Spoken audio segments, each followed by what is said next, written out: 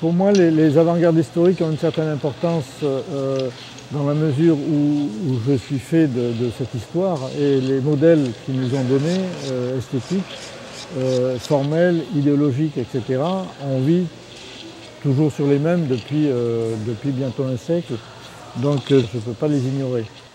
Depuis ce temps-là, les contenus ont été, peut-être on peut dire que les formes ont été partiellement vidées de leur contenu, et je pense que mon travail d'artiste maintenant consiste à les réinterroger, à les remettre en question, et en tous les cas à m'efforcer de remettre du contenu qui s'est perdu dans un espèce de formalisme parfois décoratif, et parfois on perd le sens qu'ils peuvent avoir.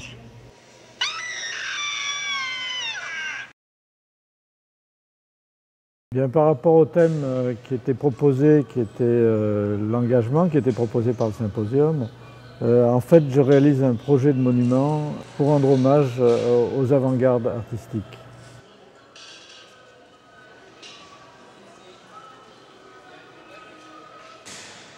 Alors maintenant, en cours de travail, le projet est en train d'évoluer parce que là je suis en train de l'élaborer. J'ai fait un certain nombre de dessins. Le dessin était proche du thème et puis maintenant je l'oublie et un certain nombre de signes qui évoquaient directement la politique tendent à disparaître au profit d'une accumulation de formes. Je me méfie de l'art politique. Je pense que l'art a un contenu politique. Dès lors que c'est une image de la société, le politique peut être un sujet artistique, mais je ne crois pas aux idées qu'il peut y avoir derrière, qui est peut-être est-ce qu'on peut sauver le monde avec l'art, est-ce qu'on peut transformer le monde avec l'art. Je pense que l'art participe de la transformation du monde, mais à lui seul, il ne peut que l'exprimer, il ne le change pas. L'ironie, etc., le loufoque, l'absurde, pour moi ce sont des formes artistiques qui tendent à exprimer des choses qu'on a du mal à dire de manière rationnelle et qui permettent de donner une forme et de dire des choses assez sérieuses et qui peuvent porter sur une critique assez violente de la société. Par exemple, l'ironie, pour moi, c'est une manière d'échapper peut-être d'échapper à cette pression, quoi, de dire des choses sans prendre trop de coups sur la tête, quoi. Voilà. Pour moi, esthétiquement, ça se manifeste sous la forme de l'ambition d'un art total, dans lequel il y ait la sculpture, la peinture, la performance, la photographie, le cinéma, la littérature, etc. Un peu comme pouvait être une cathédrale, par exemple, hein, qui est une forme d'art total, hein, où il y avait l'architecture, où il y avait la peinture, la sculpture, le rituel qui pouvait être considéré comme une performance. Hein. C'est pas pour rien que l'Église rejetait les acteurs, qu'il les considérait un peu comme des concurrents. C'est un peu ça que je recherche dans un contexte qui ne permet plus de le faire, en sachant que c'est pas possible de le construire, ou simplement momentanément de manière éphémère. C'est un moyen d'expression qui se trouve au carrefour de tous les moyens d'expression, un moyen un peu imparfait, bricolé, où l'artiste a un peu le dos au mur, où en dernier recours il dit l'art c'est moi. Voilà, donc c'est une position d'une certaine manière un peu désespérée.